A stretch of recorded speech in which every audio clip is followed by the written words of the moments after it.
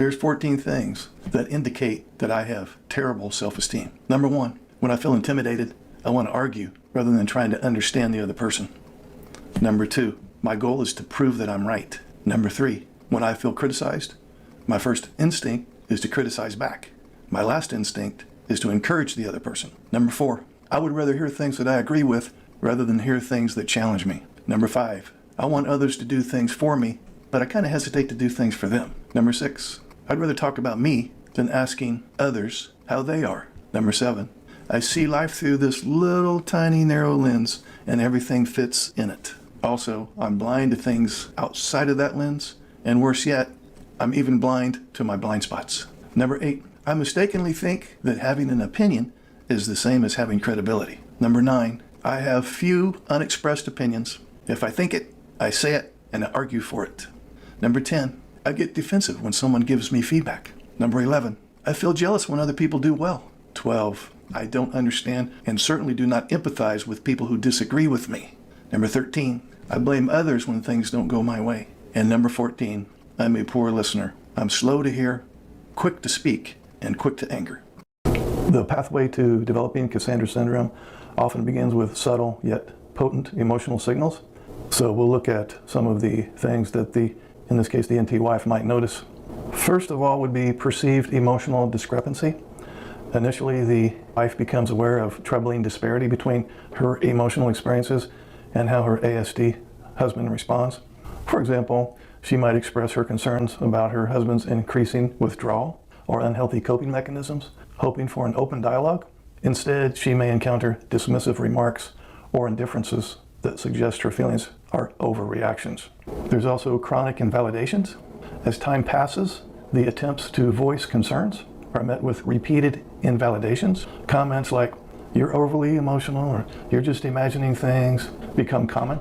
And this dismissal gradually reinforces a belief that her emotions and perceptions lack legitimacy, creating a profound sense of confusion and self-doubt. Next, we have escalating emotional distress. With persistent invalidation, the wife may find herself grappling with intense frustration, sorrow, and overall emotional turmoil.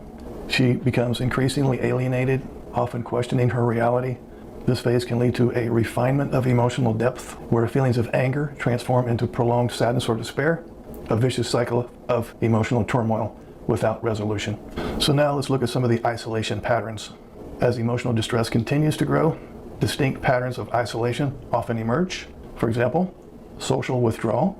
The NT wife may begin to retreat from her social connections, feeling that friends and family will not understand her struggles. She may choose to avoid discussing her experiences altogether, leading to a profound sense of loneliness and despair. For example, she may stop attending gatherings or reduce interactions with supportive friends, fearing judgment or misunderstanding. There can also be a desperate search for validation. The NT wife might latch onto rare moments when her ASD husband expresses understanding, only to be met with further experiences of neglect, reinforcing her feelings of insecurity and desperation. And this cycle of hope, followed by disappointment, can become emotionally draining. Next, we have conflict or resignation. Relationships may enter a state marked by increased tension, characterized by frequent arguments over unaddressed issues. In some cases, the NT wife may choose resignation over confrontation, adopting a whatever mentality, which can lead to apathy toward the relationship itself. And this resignation can manifest in feeling numb or detached from both her ASD husband and her own emotions. Hey guys, this is Mark, and I got a question from a neurotypical wife. She wanted to know how to identify meltdowns. Well, meltdowns are triggered by a fight or flight response, as most of you probably know, which releases adrenaline and cortisol into the bloodstream, which creates heightened anxiety and may cause the individual to switch into some kind of instinctive survival mode. So we're not talking about just an adult temper tantrum. A true meltdown sends somebody into some degree of fight or flight. And meltdowns are often triggered by transitions. They are time limited. In other words, the individual could be seriously emotionally dysregulated, but then it comes to like an abrupt halt, and like 5 minutes later he's fine. Meltdowns are also caused by sensory or mental overload, sometimes in conjunction with each other. Meltdowns are indeed a reaction to severe stress, although the stress may not be readily apparent to you, the NT wife, and they're also associated with cognitive dysfunction. In other words, the brain is somewhat misfiring, and also perceptual distortion. In other words, the individual in the middle of a meltdown is not going to be able to hear and see things in a way that registers with what's really going on in reality. Now, warning signs of an imminent meltdown could include stuttering or showing pressured speech, repeating words or phrases over and over, perseverating on one topic, pacing back and forth or in circles, self-stimulatory behaviors, for example, wringing of the hands or cracking the knuckles or rubbing the face and so on. And another warning sign would be extreme resistance to disengaging from a ritual or routine. Also, a warning sign for a meltdown would be difficulty answering your questions. We'll call that a cognitive breakdown. And in some cases, becoming mute. In other words, the individual would be silent and not want to talk at all. Okay, here's some of the main signs and symptoms of ASD level 1. Hypersensitivity to sensory stimulation, for example, certain sounds, smells that don't seem to bother other people. An ability to learn things in great detail and hyper-focus on them for extended periods of time. Able to remember information for a long time. A strong visual learner. Challenges with regulating emotions. Difficulty making conversations in a social and emotional sense. Not so much job-related, task-oriented things. Difficulty making or maintaining close relationships. Difficulty understanding sarcasm or idioms. Discomfort during eye contact. Experiencing the need to arrange items in a specific order. Limited interest in only a few activities. A preference for solitary activities. Superior abilities in a particular field. Reliance on daily routines. Difficulty with change.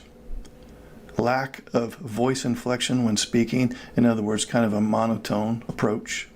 Making involuntary noises, such as repetitive throat clearing. Problems reading the emotions of others. Social anxiety, and trouble understanding facial expressions and body language. 25 signs that your husband may be on the autism spectrum. Number 1, he tends to struggle with socializing and may find it difficult to engage in conversations, often leading to awkward silences or one-sided exchanges.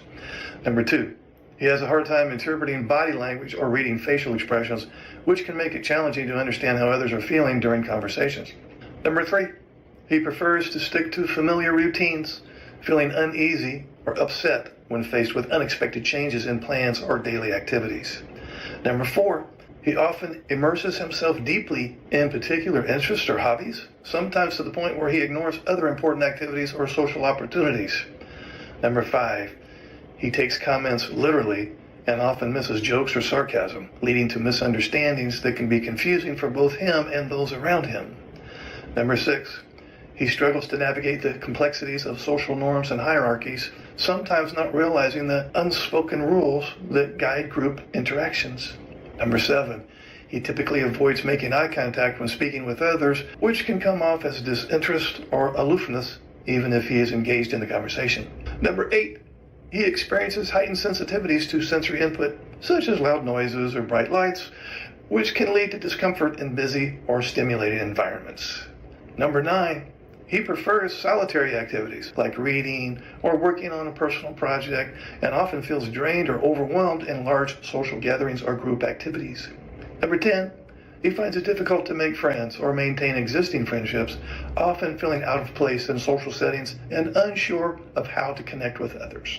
Number 11, he has a specific set of topics or facts he is passionate about, often bringing them up in conversations repeatedly, which can be intriguing but also overwhelming for others.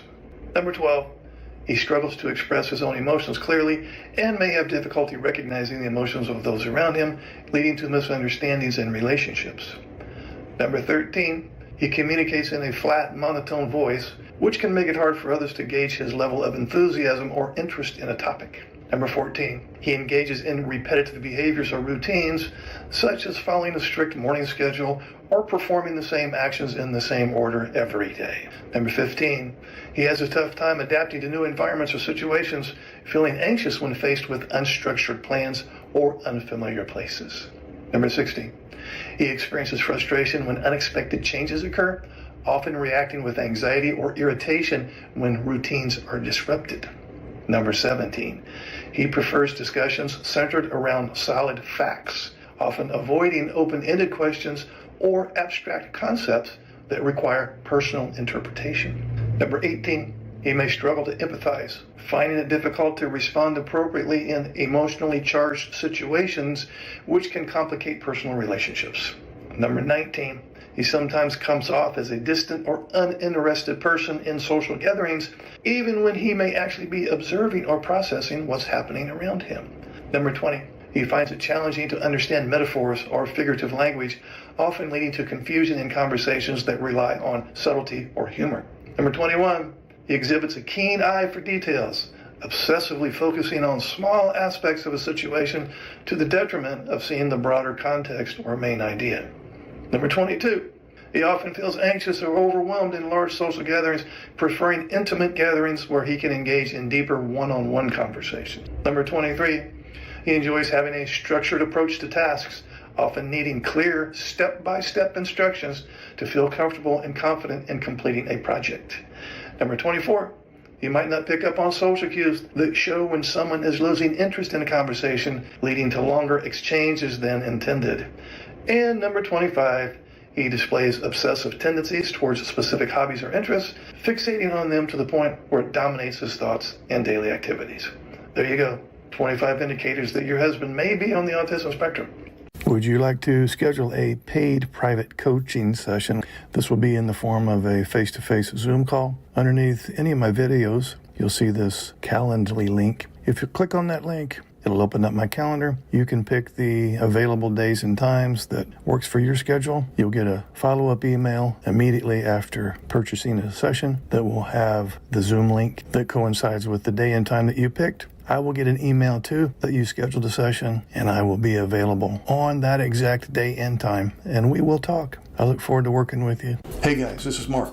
Click on the join button underneath any of my videos, and you'll have full access to videos from previous workshops that I've conducted in the past for ASD spouses, neurotypical spouses, and neurodiverse couples. The link will also be in the description area and in the comments section underneath all videos. Here's the members only section. I'll be adding new videos weekly, so you can literally sit in on these coaching sessions and begin to learn how to troubleshoot in your very problematic neurodiverse situation where one spouse is autistic and the other one is not. It's only $9.99 per month. Skip Starbucks one day and it's paid for.